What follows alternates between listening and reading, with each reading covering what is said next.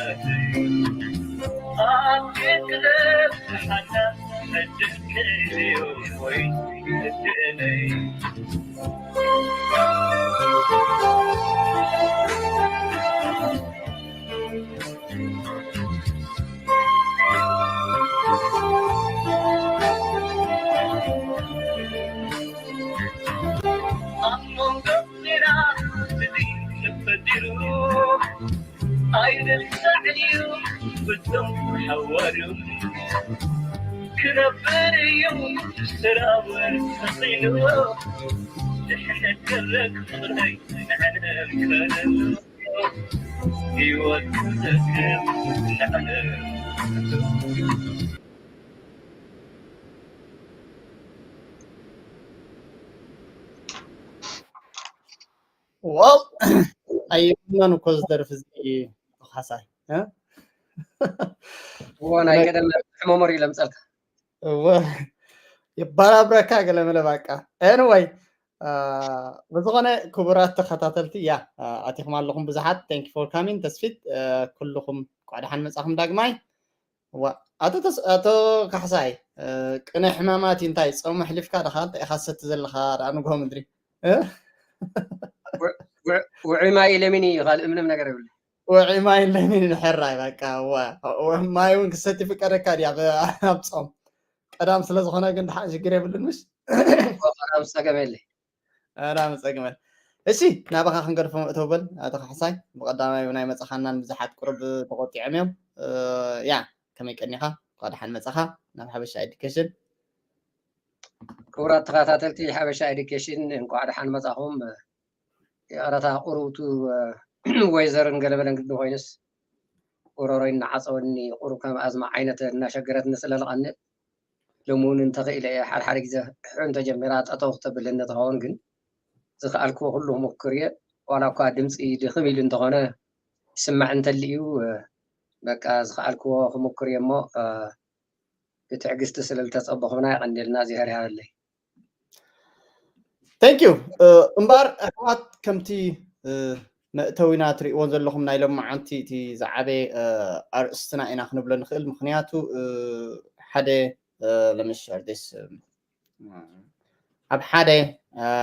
نقدي ندحر على خونكا ማለት ቦታ ኣገዳሲ እዩ ባዕልኻ ኣብ ምግዛእ እንተዘይበፂሕካ ድሓን ኣብቲ ባዕልኻ ምግዛእ እውን እቲ ካሕሳይ ከርእየና እዩ ሶ በዚኣ ክንጅምር ካሕሳይ ካብ ዕላልካ ካብ ኣነ ዝፈልጦ ካብ ንዕልሎ ኩሉ ሻዕ ክሳራ ናይ ሚልዮናት ወፍሪ የጋጥም እዩ ኣብ ምክራይ ዘሎ ቦታ እስኪ ቅድሚ ናብቲ ክላስና እስኪ ንእሽተይ ኣብዚኣ ሃበና ካብ ተመክሮኻ ከመይ ገይሮም እዮም ሰባት ዝኸስሩ ሓደ ቦታ ተኻርዮም ፀንሑ እሞ ደን ካብኡ እቲ እንታይ እዮም ዝኾኑ እቲ ላንድሎርድ የውፅኦምን ንዖም ዝከላኸል ሕጊ ዘየሎ ዲኾይኑ ወላስ እንታይ እዮም እዚኣ መእተዊ ኢና እሞ ክሳራ ናይ ሚልዮናት ዘጋጥም ከመይ እዩ እስኪ ንእሽተይ መእተዊ ካብ ተመክሮኻ ብኸምኣ ክንኣትዋ ነታ ክላስ ናይ ሎም መዓልቲ ስለዚ እዚ ሊዝ ማለት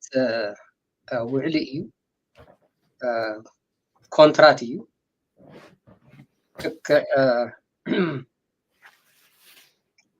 ኣነን በዓልቲ ገዛይን ንዘለኣለም ዕድመና ሙሉእ ብሓደ ንክንነብር ኮንትራት ከምታ እናኣስራ እዛ ሊዝ እውን ቴናንትን ላንድሎርድን ክልቲኦም ንዓመታት ወይ ነዋርሕ ዝኣስርዎ ውዕሊ ማለት እዩ ፍልልየን እቲያ ንዕድመ ሙሉእ እያ እዚኣ ንዝተወሰነ ግዜ እያ ስለዚ እዚ ውዕሊ እዚ ብትክክል ተፃሒፉ ከምቲ ግቡኡ ከምቲ ትደልዮ ብትክክል ተፃሒፉ ውዕሊ እንተደኣ ኣሲርካ ናይ ዕድመኻ ሙሉእ ዝኣከብካዮ ገንዘብ ኩሉ ክሳራ ጥዋዕዋዕ ኮይንካ ክትጠፍእ ትኽእል ኢኻ ኣብ ሓበሻና ብፍላይ ኦልሞስት ዳርጋ ሰሙናዊ ክብሎ ክእል ዝድወል ስልክታት እዚ እቲ ባዕለይ ዝሸጥክዎ ሊከር ስቶራት ፉድ ስቶራት ጋዝ ስቴሽናት እውን እዩ 10 ዓመት ሊዝ ሒዞም ይፀንሑ እታ 5 ዓመት ሊዝ ትኸውን እታ 5 ዓመት ኦፕሽን ትኸውን እታ ኦፕሽን ብሰዓታ ኣፕላይ እንተይገበሩ ኮፍ ኢሎም ይፀንሑ 6 ወርሒ ቅድሚ 6 ወርሒ ኣፕላይ ክገብሩ ዝግባእ ነታ ኦፕሽን ንሳ ተሓልፎም ድሕሪኡ መብቲ ዝበሃል የብሎምን እንታይ ማለት እዩ እቲ በዓል ቢልዲንግ እቲ በዓል ንብረት እታ ሰዓትካ ስለዘይሕለፍካ ቀጥታ ተን ዘለዋካ ኣቑሑት ፀራይርካ ትወፅእ ትጠፍእ ኣድላይ እንተኮይኑ እውን እታ ቢልዲንግ ነፃ ጌርካ ኩሎራ ይኹን ሸልፋ ይኹን ኣቑሑታ ብምሉእ ጉሒፍካ ከምታ ናይ መጀመርያ ዝተረከብካያ ጌርካ ትገድፋ ኢሎም ለባርርዎም ብዙሕ ሽግራት እዩ እኒኦ ወይ ከዓ 100,000 ከፊልካ ሪሞዴል ትገብረለይ እዚ ተስተኻኽለለይ እዚ ተስተኻኽለለይ እንተዘሎ ሊዘይበካን ዝበሃሉ ብዙሓት እዮም እኒኦ ገና ዝሓለፈ ሰሙን ካብ ፎርት ኮሎኒ ተደዊለይ ናብ ባዕለይ ካስተመር ማለት እዩ ክልተ ኣንደር ኮንትራት ለእተኽዎ ሸኸዚ ዘይተወደአኒ እኒኦ ሓደ እሞ ዳርጋ 6 ወርሒ ገይሩ ኣሎ እዚ እንታይ እዩ ፀገም ናይ ላንድሎርድ እዩ ዓብይ ፀገም እዩ ዳርጋ ብዙሕ ግዜ እቲ ሕጊ ንኣቶም እዩ ዝድግፍ ንተኻራይ ዳርጋ ብዙሕ ዝሕግዞ ነገር የለይ እዚ ሊዝ ክንብል ከለና እውን ኩሉ እዚ ናይ ሓበሻታት ሬስቶራንት ተሪኢኹምዎ ኩሉ ውዕሊ ዝኾነ ሊዝ እዩ ቢልዲንግ ኦውን ዝገብር ውሕድ እዩ እነዚኣት ብምሉእ እቶም ላንድሎርድ ከመይ ገይሮም ይፃወትዎም ከም ዘለው ሳመር እቱ እንተኢልኩም ሬስቶራንት ኤሲ የለይ ይብልኹም ዊንተር ናብ እንዳቐምቃሚ ከይደ ቀዳማይ ሂት የለይ ኢሎም ዋ ንምንታይ ትፈርነስ ተበላሽዩ መን ይዕርዮ ቀረባ ግዜ እዮም ገዚኦሞ እንካብቱ ዝገዘሎም ብዘይ ኢንስፔክሽን ኣትዮሞ ሂት የለን ኤሲ የለን ምክንያቱ ቀዲሞም ኢንስፔክሽን ምግባር የለን እቲ ሊዝ ንፈላጥ ኣፅንዐልና ርአየልና እንታይ ይመስል ክሳብ መዓዝ ክንቅኒና እንታይ ንኸፍል ኦፕሽን ከክንደይ ዓመት ኣለና እዚ ዝበሃል መፅናዕቲ ስለዘየሎ ኤቭሪ ቢዝነስ ካብ ሬስቶራንት ካብ ስቴሽን ሊከር ስቶር ኩሉ ኮመርሻል ቢዝነሳት ዓብይ ፀገማት ኣለዎ ማለት እዩ ሊዝ ናይ ኣፓርትመንት ኣብ 3 እያ ትኽፈል ንሳ ቀላል እያ ከፋ እንተለ ካብ 2,500-8,000 ኢኻ ትኸስር ካልእ ግን ፀገም የብሉ ናይ ኣፓርትመንት እዚ ናይ ኮመርሻል ሊዝ ግን ንማንም ወዲ ሰብ ብፍላይ ሓበሻና እታ ዝነበረት ናይ ሓንቲ ዓመት ክትኮን 10 ዓመት ክትከውኑ ናይ ሪእዋንኮ መብዛሕቶም ትገዝኦ እንተለዉ ዋ ታዝ ነበረቶ ሊዝ ስቕ ኢሎም እዮም ተቐዳዲሞም ፈሪሞም ስቕ ኢሎም ለኣቱ ድሕሪ 2 ወርሒ ክንደይ ከም ዝውስኹን ኣይፈልጥዎን ድሕሪ ዓመት ክንደይ ከም ዝውስኹን ብዙሕ ግዜ ይፈልጥዎን ስለዚ ህይወት ብምሉኡ ዲዛስተር ዝገብር ዘሎ ውዕሊ ስለዝኾነ እዚ ውዕሊ እዚ ብጥንቃቄ ኣንቢብካ ኣፅኒዕኻ ብደንቢ ጠለቕ ዝበለ ፍልጠት ኣልኢካ ክትኣትዎ እዩ ዝግባእ እንተተኻኢሉ እውን ፈፂሙ ማንም ቢዝነስ ኦውነር ባዕሉ ኣንቢቡ እዚ ውዕሊ እዚ ክፍርም ፈፂመ ኣይድግፍን ባዕለይ እንድሕር ዘይገብሮ ኮይነ ዘን ንካልእ ሰብ ፈፂምና ይንመክርን ኣነ ክሳብ 200 ፔጅ ካብ 3 ፔጅ ክሻብ 200 ፔጅ ዝተፈላለየ ፔጃት ሊዛት ነይሩኒ ባዕለይ 200 ዝኣክል ፔጅ ኣንቢበ ሓደ ግዜ 2 ሰዓት ወዲለይ ንሱን ክርደአና ኣይከኣልን ብእርሳስ ሃይላይት እናገበርኩ እንደውም ብዙሕ እየ ተመይረሉ ዘን ናብ ጠበቃ ክወስዶ ተገዲደ ጠበቃ ሓንቲ ብሓንቲ ኣንቢቡ ዝለወጠልካ መሰለኒ 2-3 ግዜ መላሊሱ ምስ ኣንበቦ ብድሕሪኡ ዘን ኣነ ክፍርሞ ተገዲደ ማለት እዩ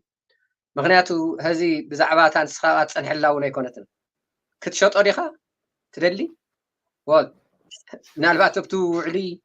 ከሸይጦ ክትሸጦ ከይተተሓላልፎ ልብል ይኸውን ምናልባት ኦፕሽኑ እንደይብሉ ይኸውን ናይዛ ቢዝነስ እዚኣ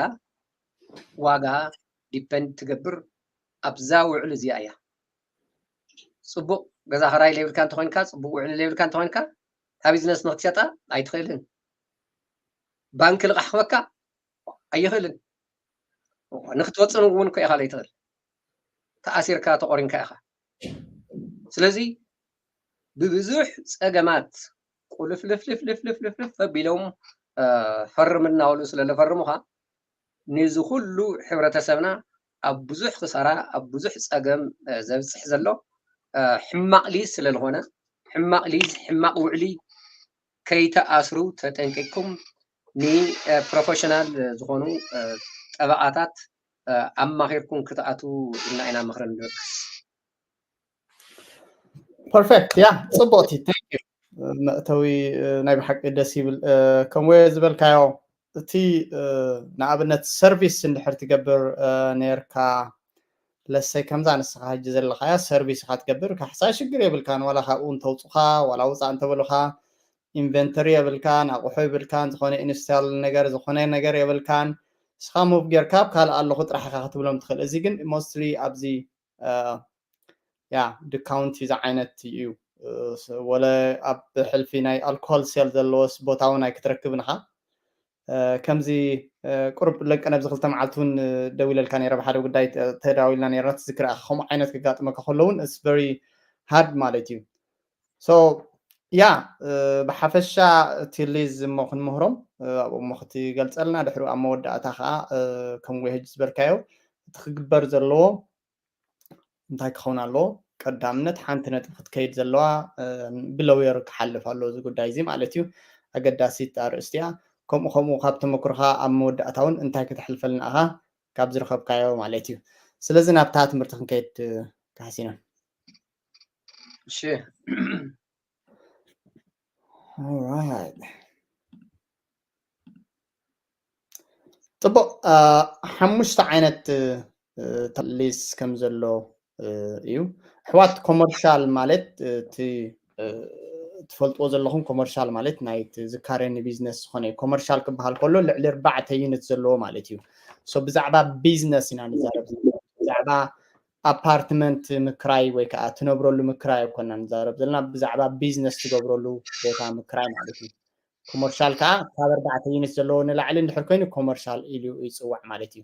እንዳቀምቃሚ ድኻ ትገብር ጋዝ ስቴሽን ድኻ ትገብር ሊከር ስቶር ድኻ ትገብር ዋላ ኣካውንታንት ኮንካ ኦፊስ ድኻ ትኸፍት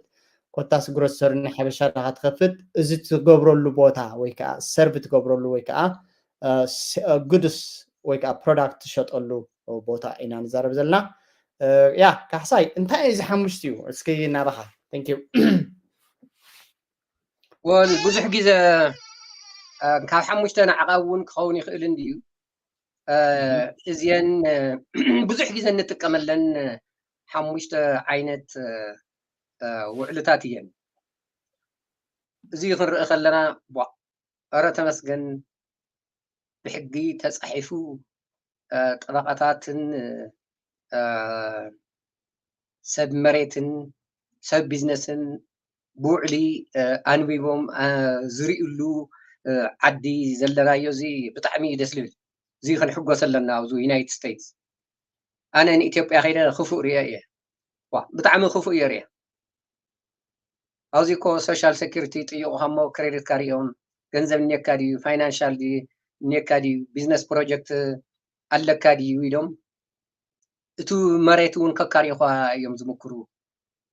እዚ ብሱሩ ተመስገን ኢና ክንብል ኣለና ብጣዕሚ ካ በቃ ትሕጎስ እዚ ርኢኻ ከይድካ ንኢትዮጵያ ከይድ ምስ በልኩ ኣነ እቶም ባንክሲ እቶም ባንክ ባዕልቶም እቶም ኮመርሻል ባንክ ናይ 5 ዓመት ሎማዓልቲ እክብ ኣቢሎም ገዛ ክራይ እዮም ዝኸፍሉኻ 5 ዓመት ፀንሑ እንተ ደኣ ናይ 5 ዓመት ገዛ ክራይ ሎማዓልቲ ኣረክብ ኢኻ ትበሃል ሓደ ዓመት ክትፀንሕ እንተ ደኣ ኮይንካ ናይ ሓደ ዓመት ገዛ ክራይ ትህበኒ ናይዛ ቢልዲንግ እዚኣ ትህበኒ እዮም ዝብሉ እንቶም ቢዝነሳት ወዮቱ ገንዘብስ 5-6 ግዜ ኣባዚሕካ መዓት ትርፊ ጌርካ ባዕሉ ንባዕሉ እቲ ሊዝ ክኸፍል ይግባእ ነቲ ክራይ ገዛ ክኸፍል ይግባእ ኣቐዲሞም ና 2 ዓመት ሃበኒ ይብሉኻ ና 3 ዓመት ሃበኒ ይብሉኻ ንሱ እንተለሂብካ ኣይውኻይ ንምንታይ ሶሻል ሴኪሪቲ የለይን ክሬዲትካ ቸክ ኣይገብርዎ እዩ መን ምዃንካ ኣይፈልጡኻይ እቲ ገንዘብ ኣቐዲሞም ንሱ ተቐቢሎም ካልእ ቢልዲንግ ገዚኦምስ እንዳንደቕዎ ይፀንሑ ክትናዕለኻ ዓብዪ 8 ፍሎር ዘስርሐ ሰብኣይ ከመይ ጌርካ ኣስሪሕካዮ ኢለዮ እቲ ፍሎር ጥራሕ ኣስርሕዎ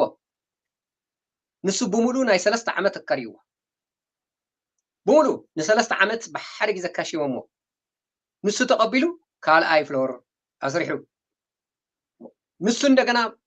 ኩሉ ን3 ዓመት ኣካሪዎ ንሱ ተቐቢሉ ሳልሳይ ፍሎር ብቲ ናይ ባዕልቶም ገንዘብ እቲ ገዛ ሃኒፁ ወዲእዎ G+8 ኢና እዮም ዝብሉ ዓድና ስለዚ ኣብዚ ግን ተመስገን ኣትሊስት ክሬዲትካ ቸክ ገይሮም ፋይናንሻልካ ቸክ ገይሮም ገንዘብካ ሪኦም ቢዝነስ ፕሮጀክትካ ክቕንድ እዮ ይቕንን ገፋን ተበለ ሕማቅ ክሬዲት ተልኢካ እውን ናይ 6 ወርሒ ሬንት ዲፖዚት ን2 ዓመት ን3 ዓመት ምሳይ ይቀመጥ እዮም ዝብሉኻ ስለዚ እዚ ዓብዪ ነገር ሕጊ ዘለዎ ዓዲ ከም ዘለና ክንሕጎስ ኣለና እስኪ ቁርብ መለሰኒ ካሕሳይ ሓደ ዓብዪ ትምህርቲ ንኸምፂኻ ወል ናይ 3 ዓመት እንድሕር ዝህብዎም ኣልዮም is there any ከምዚ ብወለድ ወይ ከዓ ይቕንስሎም ዶ ናይ ገዛ ክራይ ወላስ ስለምንታይ እዮም ከቶም ሰባት እዚ lack of knowledge ድኻ ትብሎ ወላስ ንምንታይ እዩ ናይ 3 ዓመት ኣነሲ ቢዝነስ ናይ ቢዝነስ ሰብ እንድሕር ኮይኑ ናይ 3 ዓመት ክራይ ንክኸፍል እቲ ናይ 3 ዓመት ከምወይ ዝበልካዮ እቲ ገንዘብ ሲ ካፒታል ናተይ እዩ መሳርሒ ናተይ እዩ እቲ ቢዝነስ ብዙሕ ነገር ይግረው ገብር ማለት እዩ ከምታ ዝበልካ ስተን ገንዘብ ሰሪሐን ንባዕለን ገዛ ክራይ ክኸፍላ ዝግበአን እየን እዚ ቦታ ዘይምህላው ድዩ ብዙሕ ውድድር ስለ ዘለዎ ድዩ ካብ ምንታይ ትብሎ ወላስ ካብቲ ስትራቴጂ እቲ ኣቃውማ ናቱ ድዩ ኣብ ምንታይ ትገልፆ ነዚ ክኸውን ከሎ እቲ ናይ ዓድና ማለት እዩ ብጣዕሚ ከቢድ እንድዩ ከመይ ጌርካ ከም ትገልፆ እቲ ሓደ ዘርእየካ እንታይ እዩ ብሱሩቲ መንግስቲ ሕጊ ዝበሃል ፈፂሙ ዘየሎ ምዃኑ የረዳካ ምንም ዓይነት ሕጊ የለን ከምዞ ብዙ ተፃሒፉ 5 ዓመት 5 ዓይነት ዲፍረንት ሊዝ ዘለዎ ገለ መለታት ከምዚታት ዝበሃል ብሱሩ ምንም ነገር የለን ሓደ ግዜ ተቐቢለ ኣለኹ ናይ ክንዲዚ ዓመት ኢሉ ወረቐት ጥራሕ ይፍርመልካ እምበር ካልእ ክስታያት እውን የብሉን ዲቴይላት እውን ምንም ነገር የለን ከምዞ ብዙ ንሪኦ እቲ ዋና ነጥብ እንታይ እዩ እቲ ላንድሎርድ ኩላ ኣብ ኢዱ እያ ስለዚ እዚ ተኻራይ ኦፕሽን ዝበሃል ዘይምህላው እዩ ኣብታ ዝደለያ ቦታ ኣብ 22 ሬስቶራንት ከፍት እንተደልዩ ኣብኣተን ዘለዋ ብጣዕሚ ውሕዳት እየን እንተልየን እውን ከምኣዮም ክረኽቡ ምክንያቱ ካልእ ክሬዲትካ ንገለ መለታት ቸክ ክገብርዎ ዝኽእሉ ሚንስ እውን የለን እሱ ጥራሕ እውን እንተይኮነ حد جزء أدفانتج اللون يقدم كات خفل مو ببعامته يوسخن مغناته زي عامته مئة وسخن تيلمها أو قنت أغلي كحد جزء تخفل الله خمو ببعامته يوسخن تتأقمون دحر 3 عامات تا بيزنس لعليم السقل كايا قعا انت 50% 30% توسخو ወይ ከጉሕ ፈካ እየ ምክንያቱ ኦፕሽን የለን ሊዝ የለን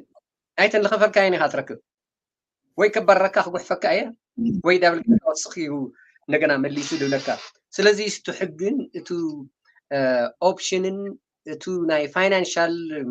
ስትራክቸር ዝበሃል ምንም ነገር ስለሌሎ በቃ ሕጊ ሎውለስ ሕጊ ዘይብሉ ዓዲ ክትብሎ ትኽእል ኣነ በኸምኡ እየ ተረዲአ እዩ ብዙሕ የርየ thank you no ንሳያታ ፖይንት ያ ኣብ ሕጊ ዘይምህላው ኣፍልጦ ዘይምህላው ጥራሕ ኢና ክንከይድ ንኽእል ያ እዚ ከኣቲ ናህና ቁርብ ናይ ሓበሻ ነገር ከዓ ቁርብ ራሽ ኢኻ ትኸውን ጥራይታ ቦታ ይርከባ እምበር ኣነስ ደሓን ከንገንዘብሲ ባይዘወይት ኣብ ከሎ ቅድና ኣብ ክላስ ሓደ ሰብ ትማል መፂኒ ነይሩ ክድውለልካ እውን ቀኒዮ ረኸብካ ናይ ዓመት ገዛ ክራይ ከፍ ኢለልኒ ሓንቲ ሊከር ስቶር የውፅእ ኣሎ ማለት እዩ ስሙ ክንጠቕሶ እንደልን ኣንበሳ ዝኾነ መንእሰይ እዩ ዋይ ለዮ ኖ ከም ስለ ዝበለት እንታዋና ተወዳደር ስለ ዝረኸበት እጂ ተሰሚዓትኒ ብጣዕሚ ሃሪቐ ብዙሕ ኣይኮነን ግን እሱ ካፒታልካ እኳ እዩ እሱ እኳ ካብኡ እኳ ትሰርሕ በዚ ገንዘብ እዚ እኳ ክትዓቢ ነይሩካ እዚ ገንዘብ እዚ እኳ እንዳተገላበጠ ኢንቨንተር እንዳምፀ እንዳተቀየረ እኳ ይመፀ ወፈቲነ ንካሕሳይ እውን ስኢነዮ ገለልና ኣጋጣሚ ካሕሳይ ቢዚ ስለ ዝኾነ እንዳኣሉ ካልእ ኣይኮነን ተባሂልና ስለዚ ዳንጀሪ ወላ ኣብዚ እውን ገሊያ ላንድሎርድስ የስኩዑካ እዮም ከምኡ ገይሮም ክብለካ ኢለ ተወሳኺ ምስቲ ዝህብካዮ ግን ናትካ ኣካይዳ ወሳኒ ማለት እዩ ያ ቴንክ ዩ ካሕሳይ ስለዚ ናብዘን ካብ ሓሙሽተ ዓቃብ እውን ኣሎ እንድዩ ዝተፈላለየ ዓይነት ሞስትሊ በቢግዜኡ ንጥቀመለን ዘን ሓሙሽተ ዓይነት ውዕልታት እየን ኣብዚ ዘለዋ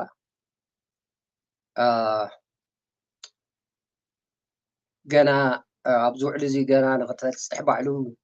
እቲ ፕሪ ኣፕሩቫል የድልየካ ማለት እዩ ብሓቂ ፋይናንሻልካ ክሬዲትካ ኤክስፒሪየንስ ናውሌጅ ቢዝነስ ፕሮጀክት ታክስ ሪተርን ዘለካ ኣሰት እዚ ኩሉ እንድዩ ዘድሊ بقليلو زليل كونيت أتون نسوتات أبروف مستقر كذا نبزو زقص الليزات تخيل مالتيو كلهم زم سب مرت سب نبرت لنا يعلتهم ليز وعلى اللوم لنا يعلتهم لويرات ويقع بروكرات اللوم سبيشالي بنايزي بتعمل اكسبرت زغونو تينانت ريبريزنتاتيفز بهالو لويرات يكون بروكرات اللو نكاوزي حاجة إلنا أنت جمرنا يو فول سيرفيس ليز ويكعا جروس ليز تبليز وعمليتي حاجة كافتو نأتو وعلي زين تايماليتيو جروس ليز وي فول سيرفيس كبهال كلو إزوم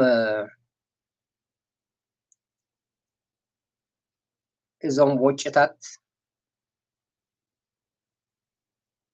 تينانت نزو وجهات كله ناي مينتينانس ناي انشورانس ناي تاكسي كله كافرز غورلو مالتي ملو بملو بعلو كافري غورو then إكاريو مالتي tenant pays base rent and landlord covers maintenance insurance لك زي مالت لك حمزو ناتنا office building بس landlord كلن يخفل حنت تقلنا طرح رينت كنت زيلنا نهو سلازي فول سيرفيس يقبروا بعلو كلن يخفلن landlord tenant قل تخارينا النبر انت شمون تميتين تسل تشح خفيلة بعلو إلكتريك ماي يكون كل نجار يخفل مالتي زي تو فول سيرفيس تو خلأي زو تينانت تو كوست كله يخاف لهم مالتي سلازي زو كوست انتاي انتاي يخفل net lease ተባሂሉ ይፅዋዕ ስለዚ ቴናንት ንዙ ቤዝ ሬንት ፕላስ እዚ ኤክስፐንስ ይኸፍሎ ማለት እዩ እቲ ሓደ ዳብልነት ተባሂሉ ይፅዋዕ እቲ ሓደ ትሪፕልነት ተባሂሉ ይፅዋዕ እዚ ዳብልነት ተባሂሉ ዝፅዋዕ ሊዝ ቴናንት ፔይስ ቤዚክ ሬንት ፕላስ ፕሮፐርቲ ታክስን ኢንሹራንስን ቴናንት ይኸፍል ስለዚ እዚኣ ዳብልነት ትበሃል ክልቲአን ጥራሕ ማለት እዩ እዚኣ ማለት ሜይንተናንሳት እንተይሓወሰ ማለት እዩ እታ ካልአይቲ እውን ትሪፕልነት ተባሂላ ትፅዋዕ ያው ሰለስቲአን ማለት እዩ ትሪፕልነት ቴናንት ፔይስ ቤዚክ ሬንትን ፕሮፐርቲ ታክስን ኢንሹራንስን ሜይንተናንስን እዚ ብምሉኡ ቴናንት ይኸፍል ማለት እዩ እንታይ ደኣ ይኸፍል እዚ ላንድሎርድ በቃ ሞርጋጅ تتقبلوا لو جبوا تريفو ورقة يخفل نتليس كل نجار من يخفلوا لله تهراي مينتنانسون بعلتنا نخفل لنا إنشورانسون بعلتنا نخفل لنا بروبرتي تاكسون بعلتنا نخفل لنا سلازي حنت وجهت بهال زي يقولوا in fact ببعمت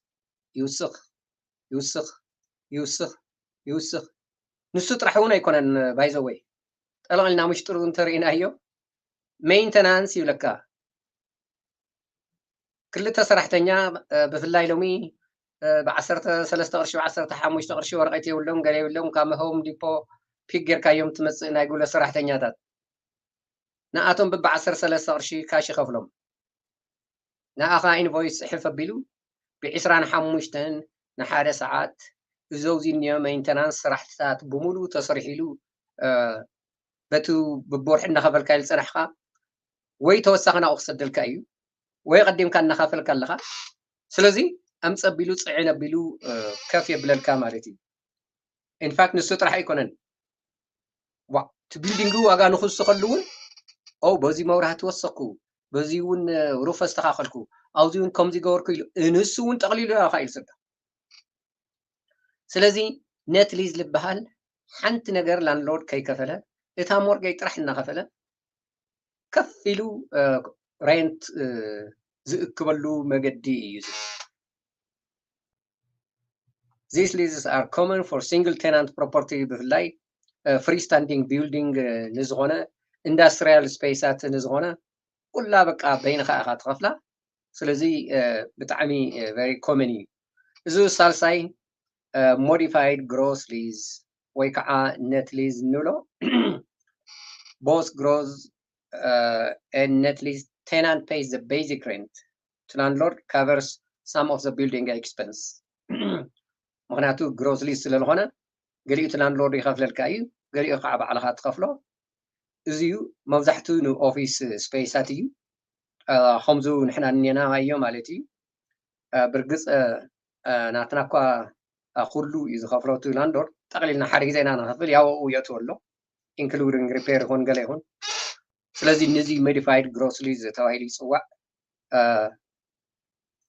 እቲ ላንድሎርድ እዘን ናይ ቢልዲንግ ኤክስፐንስ ስለ ዝኸፍለልካ ማለት እዩ እታ ራብዓይቲ ፐርሰንቴጅ ሊዝ ፐርሰንቴጅ እንታይ ማለት እዩ እዚ ከ ስለዚ ፐርሰንቴጅ ማለት ከምዚ ነይሩኒ ኣነ ኪንግ ሱፐር ሾፒንግ ሰንተር እናሃለኒ 10% ኢንክሪዝ እንተገይሩ ሴልስካ እቱ ሬንትኻ እውን ይውስኽ ኢሉ ፈሪሙ እቲ ላንድሎርድ በቃ ሴለይ እንትውስኽ ተሎ 1 ሚልዮን ነይሩ ክልተ እንተኣትዩ 10% ይውስኽ ማለት እዩ እቲ ሬንተይ بحدا وجن كريو خلنا نسخون جنزل تقبر الله خان السون جنزل يقبر له نخلي التخا درجة وين يو at the same time كعب بنات كاد خام بنات كاس عري جنزل اتغاس maintenance وسيك كلوس وشتم حيش كايوس واين سيلر بقى خميز مسألة هاردود فلور أصرح له واين سيلر كريت جيرلوس نزو سيل لمتيه نكاب حدا نطق نورق لته نطق ክልተ ሚልዮን ምስ እተኽዎ 10% ትውስኽ ኢሉ ሬንት ላዕሊ ወፂኡ ማለት እዩ ስለዚ እቲ ድኻምካስ ንክልተኻ ሸር ትገብሮ ኣለኻ በዓል ኪንግ ስፖራት መብዛሕትኡ ግዜ ቀዲሞም ንሱ እዮም ፐርሰንቴጅ ሊዝ እዮም ዘፈርሙኻ እዚ ኮ ካሊእ ኤክስፐንስ እውን ኮ ትኸፍል ኣለኻ ኢኻ at the same time እታ ፐርሰንቴጅ ኤክስትራ እያ እምበር እቲ ካልእ ወይ ትሪፕል ኔት ሊዝ እኒአካ ማለት እዩ ወይ ዳብል ኔት ሊዝ እኒአካ ማለት እዩ ወይ ፉል ሰርቪስ እኒአካ ማለት እዩ ምስኡ ተወሳኺ ግን ፐርሰንቴጅ ናይቱ ሴልስካ ፐርሰንቴጅ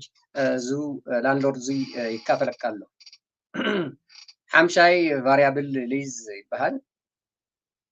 እዚ እንተወረደ ይወርድ እንትወርድ እኳ ርኢና ይንፈልጥን ግን ያው ይወርድ ኢሎም እዮም ለቕምጥዎ ሬንትል በሃል ወሪዱ ሪኦ ይፈልጥ ግን ገና ሬንት ወሰክብሉካ እንተደኣ ኮይኖም ኢንዴክስ ናይቱ ኢኮኖሚ ኢንዲኬት ዝገብር ኣፅኒዖም ክንዲዚ ፐርሰንቴጅ ክትውስኽ ኣለካ ናይ ሎሚ ዓመት ፐርሰንቴጅ 3% ወይ 6% ኢሎም ኮፍ የብልዎ ነዚ ብፍላይ ብፅሑፍ መጀመርያ ስለለይ ተቐምጦ በቃ ዳርጋ ደስ ዝበሎም ቁፅሪ ንክውስኹ ኢኻ ተቐምጦ ኣለኻ ምክንያቱ ክትማጎት ተበልካስ እቲ ኤቪደንስታቶም ዘቕርብዎ ትንስኻ ተቕርቦ ናብ ኮርት ክትከይድ ንለውየር ገለ ክትከፍል ርእሲ ሕማም ዝበሃል ቫሪያብል ሊዝ እዩ ስለዚ ፈፂምና ኣይንፈትዎን ብዝተኽኣለ መጠን እታ ፉል ሰርቪስ ኢና ብዙሕ ግዜ ዳርጋ ንፈትዋ እምበር እዚ በዓል ቫሪያብል በዓል ፐርሰንቴጅ ሞዲፋይድ ግሮስ ሊዛት እነዚ ኩሉ ኣይንፈትዎን ግን በቃ ብዋጋ ብዝወስኸሉ ቁፅሪ እናወሰኸ ዝኸይድ እዩ እዚ ቫሪያብል ሊዝ ዝበሃል እዚአን መስላ ዘነ ሓሙሽተ ዓይነት ዝተፈላለያ ሊዛት እዚ ክከም ኣውነሩ ክከም ቢልዲንጉ ኩሉ ይፈላለ ስለዚ እንተሪኢኹምዎ ጠለቕ ኢልካ እንተሪኢናዮ እዚ ብሙሉእ ብጣዕሚ ኣደገኛን ቢዝነስካ ዋጋኻ ንኸይውስኽ ከምቲ ዝሸጥካዮ ንዓቓብ ብዙሕ ምህርቲ ንኸይተምርት እቲ the most እታ ናምበር 2 ኤክስፐንስ ናይቲ ቢልዲንግ ዝበሃል እዛ ሊዝ ስለዝኾነት ቅድሚ ኩሉ ክነፅንዖ ዝግባእ በቃ እታ ሊዝ እያ እዘን ሓሙሽተ ነገራት ሙሉእ ብሙሉእ ኣፅኒዕና ርኢና ክነኣቱ ናትና ግዴታ እዩ ፅቡቅ ኣነስ ወረ ናምበር ዋን ዝብለካ ሓሳይ ናምበር ቱ ኢልካዮ ዘለካ ንመንያ ናምበር ዋን ሰሪዕካዮ ዘለካ ወፃኢታት እምበር እንድዒ ስለዚ ኣብ ቁፅሪ ሓደ ኣሕዋት ኣብዚ ከለና እቲ ቤዝ ሬንት ማለት ካሕሳይ ብትግርኛ ወይ ቁርብ እንዳበልካና እንዳካለሚድካዮ ቤዝ ሬንት ቁርብ أبللنا الحين ያው ቱ መሰረት ለሓዘን ዲዩ ትናይ መጀመርያ ብርግፅ ወየ ብትግርኛ ስለለይ ንፈልጦስ ገዛ ክራይ ጥራሕ ኢና ፈሊጥና ታልነበርና ኣላ ንእሽተይ ፊል ነገፍቲ ዓድና እምበር ረፍቲ ቢዝነሳ ስለለይ ነበርና ትግርኛውን ጠለቂልና ይንፈልጦን እንዲና ግን ትናይ ገና ናይ መጀመርያ መሰረት ዝኾነ ክራይ ክንድዚ እዩ 3000 እንተተባሂሉ ታኽራያ እቲ ዝተረፈ እንታይ ደኣ እዩ ገዛ ክራይ 3000 ይብሉ ኣለዉ እንታይ ደኣ ካልእ ዝውሰኽ በቃ ፅቡቅ ስለዚ እቲ ካልእ ዝውሰኸሉ ሰለስተ ነገራት ዝውሰኽ ንነዚ እቲ ናይቲ ቢልዲንግ ኢንሹራንስ እቲ ናይቲ መሬት ፕሮፐርቲ ታክስ እቲ ሜይንተናንስ ማለት እቲ ፓርኪንግ ሎት ብምሉኡ ብኣታክልቲ ጌርካ ሳዕሪ ክተስርሐሉ ድዩ ጋርደን ክተስርሐሉ ድዩ መልክዕ ክተፀብቆ ድዩ ዋጋኡ ናይቲ መሬት ንክውስኸልካ እቲ ቢልዲንግ ብላዕሉ ሳይናት ይኹን ከለር ይኹን መልክዕካ ክሰርሖ ድዩ እዚ ብምሉእ ወጭታት ተኣኪቡ ናባኻ ዝመፅእ እዩ ብዘይካ እታ ናይ መጀመርያ ክራይስ ተወሳኺ ማለት እዩ ናይ መጀመርያ ክራይ በቃ እታ ቤዝ ሬንት ኢልና ንፅውዓ እታ ናይ መጀመርያ ገና ክጥይቑካ ከለዉ ቢዝነስ ስልኪ ክድውለለይ ከለካ ኦ ባይ ዘ ወይ ናይዚያ ክራይ ገዛ ክንደይ ክትብለኒ ኦ 4500 በቃ እቲ ካልእ ኣይነግረካን ገና ኮንትራት ሻብ ትወዓል دحر لابزت ليستن أتو أو باي ذا واي زيكو إتو بيز تناي مجمرة رينتي وا كان ده أنت إلدي و property triple net نيو property tax له insurance له building maintenance له إله إندجنا كار أي لاوتاتنا أتو مالتيو مبزحتهم حبشة زرقهم شت الولد هزنيو أنا أشتري بزنسات وا إتو رينت 3 حيلة منها ها 3 900 ندي مسيو وهم يجروا أيرنا ينزي 3 حيلة ما فرمونا تخكل أبتو تحت جن triple net including triple net لما فرمونا زي فتيمم منهم كوي رأيون زي تخكلنيا تور ستوري إلنا نقرأكم الله فتيمم ما يرأيون أبتو تحت زلوا بفلاي أب قليو ليس أكيقهم بنش تتاي plus triple net إلهم أبتو تحت أن يسوم يوم صحفوه وا إتا خلاي 3 مخانا طرح يريو أتنيو 3 من دزي شيء خفلا إيه ناي 3 قدم سنبتن لأهونتي حنت قدم سنبتن ترفة الرفيل إيو أتيوه سلزيس إتا ناي مجمرة غزا خراين تتبهال تلا نا تقاراري منا كالي توسخ انتاي اللو تو ماي غرفوه تو إلكتريك غرفوه نايتو بيزنس إنشورانس نسو نغرفوه تو ناي اي سي مينتنانس نغرفوه تو ناي فرنس مينتنانس وشت للو نسو نغرفوه اوريدي اتينا يلنا اتو لاي اتنا يوزنا يدغزلو وچታት بمولو تطقاليلو يمصلنا مالتي يا بيرفكت ثانك يو كحساي احوات طبق انتايتي كم يزبلو زلو كحساي حاونا بيز رنت نابنت 2000 سكوير فيت اندحر تكاري واليهم بسكوير فيت يوم واغا زبخا 24 حنت سكوير فيت كبلخا خليو سلازي اندحر 2000 كوينا تاغازا دلي خايز الله خويك اشحن 5 سكوير فيت كوينا نحنت سكوير فيت ب 14 سامعها خلو ب 10 قرش سامعها خلو ب 15 كنت 15 زبال كويلا من الوقت كحساي امصالنا خون بقلمبر كاب 20 خب 30 لعلي سلازي نسا ب 4 قرش سكوير فيت زرو بحق 2000 ندحر كوينا تاغازا بكل تربحها مقيل كان 10 تخلطت مقلا مالتي اساتا بيز رنت مجمريا زبلا زلاي قالوا زبلنا زلو ايانا تريبل نت انشورانس نابنت انشورانس نايت كله بروبرتي لسه كوميرشال ندحر كوينن 5 6 ندحر لين بتعمل خبر انشورانس نايت كوميرشالس هجي نس نت بيزنس كاز خاط خفلو انشورانس ايكونه نت بول بيلدين زخفل انشورانس سلازي تبمول بيلدين زخفل انشورانس نسن تمقيلا باكوردينات كا سكوير فيت كا وهابتا دحر 20 كوينن دحر 8 سكوير فيت تقلالا كلن تخاريا بوتاتات 8 انتلين 4 بيلدين دحر كوينن تا 20 8 تمقال سلازي سعناتكا كابتا 8 ناي تا 2 كاتوسد مالتي سلازي مينتنانس كوست بتعمل زغراني كحساي حاونا زغلصلنا نبره سمعكم معكم اب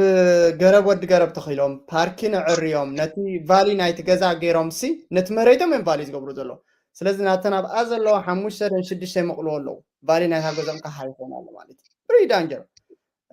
بتعمي الزئا احوات እንታይ ዝብለና ዘሎ ኣያና ካብ ተመክሩ ካብ ናይ ነዊሕ ተመክሮ ዝነግረና ዘሎ እትቀንዲ ንሕና መሰረት እያ እዚኣ ፓሊስ ትበሃል ነዚኣ ሲ ከምዛ ሕጂ ኣብነት ዘምፃልና ፅንሕ ማለት እዩ መወዳእታ ዓመት ሪኮንስሌሽን ገይሮም እዮም ዘምፅልካ ባይዘወይ ክውስኽ ከሉ ናይ ኢንሹራንስ ወሲኹ ናይ ፕሮፐርቲ ወሲኹ ኢሎም ንግምት ገይሮም ከዱ ንዝመፅእ ዓመት ሽዑ መወዳእታ ዓመት ደሚሮም ተመሊሶም 300 ቅርሺ ተወሰኸ የምፅልካ ስለዚህ ኣብዚ ሾክ ትኸውን ማለት ካበይ ዝመፀ ኢልካ ንባዕልካ ሓሳይ ተመክሮ ዘለዎም ክትሓትት ማለት እዩ ሶ ያ ከምዚ እዩ ሶ እዚኣ ኢምፖርታንት እያ ኣገዳሲት እያ እዚኣ ጥራሕ ከማን ክንውዳእ ንኽእልና ተኸላስሎም መዓንቲ ካብዚኣ እንታይ ዓይነት ሌስ ከም ዘለኩም ኣበይ ከም ዘለኹም ካብ 1 ስጋብ 5 ዳ ቁፅሪ 4 እኳ ብጣዕሚ ከምወይ ዝብሎ ኣብቲ ሴልካ ክውስኽ ከሎ እንድሕር ናቶም ዝውስኽ ኮይኑ ብጣዕሚ ዳንጀር ማለት እዩ ፈሪጥኩም ክትኣትዩ እያ ጃስት ይውስኸሉ እየ ዘለኹኒ ኣያና ሓሳይ ማለት እዩ Yeah, thank you, Kahsai. That's perfect. Thank you. Okay. So other option is to write fully mality. Is in time mality Kahsai zi.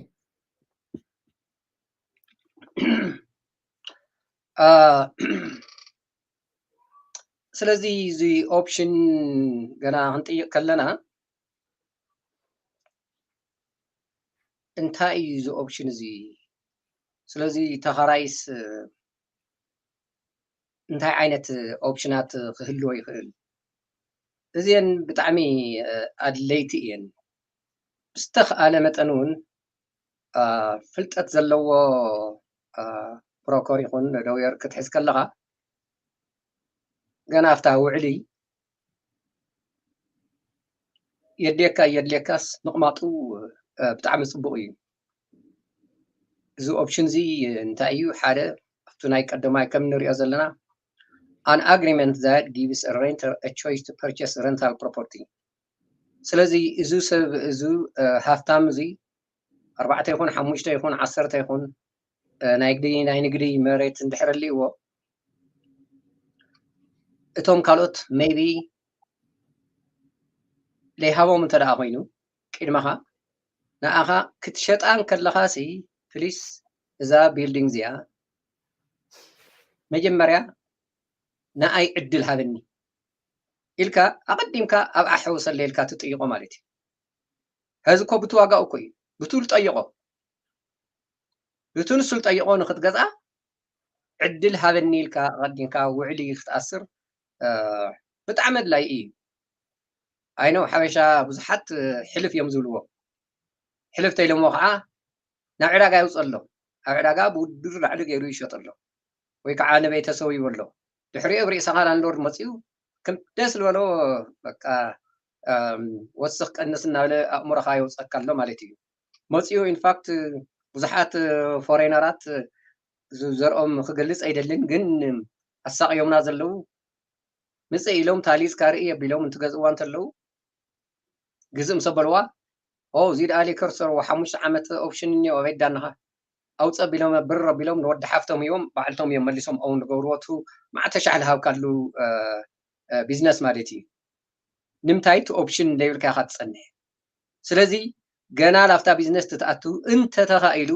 ኣነ ክገዝኣ ንኣይ ዕድል ሃበኒ ትብሎ ማለት እዩ እዚኣ እታ ቀዳመይቲ ኣብታ ውዕሊ ክትእትዋ ይግባእ ካልኣይ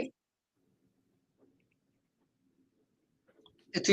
ኦነር ያው ንካልእ ኦፈር ቅድሚ ምግባሩ እታ ፕሮፐርቲ ንኣኻ ክሸጣ ከሎ እዩ ሳልሳይ እቲ ሬንተር ተኻራይ ማለት እዩ ንሓዋሩ ክትሸጣ ክትሓስብ ከለኻ ኣነ ገዝእ ኣለኹ ኢሉ ኣብ ውዕሊ የእትዎ ድሕሪኡ ኣቐዲሙ በቃ ገሊኡ ነቲ ክራይ ገሊኡ ከዓ ነቲ ፊቸር እቲ ዋጋ ዲስከስ ገይሮምስ ነቲ ፊቸር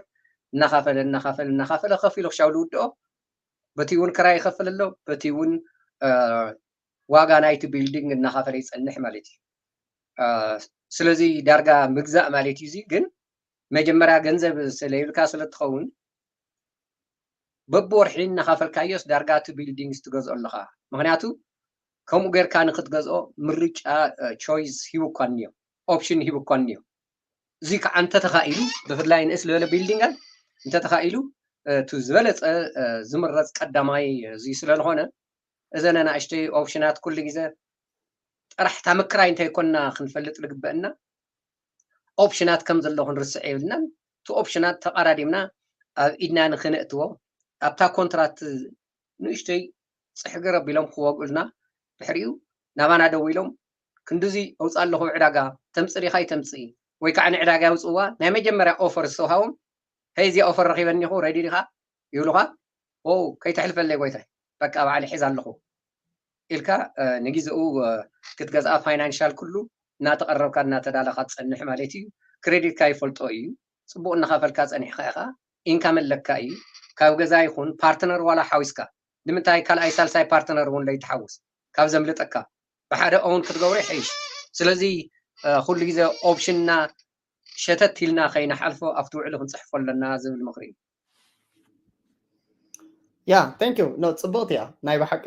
right of refusal. Okay, قرب. زي إيه بخارو كحساي let's say stand by building عينتنا بزلنا خويز بالكاين السبلع مهما ليتيو تمرات أون بحلفينة بوتاتات ناي بعلخا اوبريت تقبرو بيزنس تحركين اللي على 50% بعلخا تونن ندحركم كا بعلخا تو رانت قبرو ندحركم كا كم تفلطو اس بي اي ب 10% داون بيمنت بزغل لغنزبون هبو خا امن ختونن مالتي صبو نغير ابزي is there any communication مالسي حدا انفستر مزيو نزي 3 مليون إلوالو 3 مليون جزء انت لكو حدا سب ዝኾነ ናይ ኮሙኒኬሽን ናይ ስምምዕ ግዜ ኣለካ ዶ ንስኻ ንክትውስን ሓደ ቀዳማይ ሕቶይ ማለት እዩ ካልኣይ ነገር ከመይ ጌርካ ትፈልጥ እቲ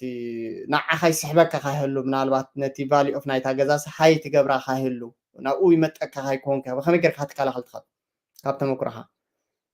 ወል ኣብቲ ፅሑፍ እንዲና ንፅሕፎ ኩሉ ግዜ እታ ኦፕሽን እንታይ ዓይነት ኦፕሽን እያ ትብል ሲ ሰለስተ ወርሒ ክትበኒ ኣለካ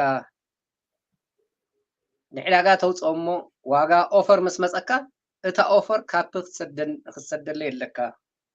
ንኡ ፋይናንሻል ክዘጋጆ ግዜ ክትበኒ ኣለካ ኢልካ እታ ዲቴይልስ ኣብታ መጀመርያ ኢና ንፅሕፋ እምበር ኦፕሽን ሃበኒ ኢልካ እንተደርቢኻያ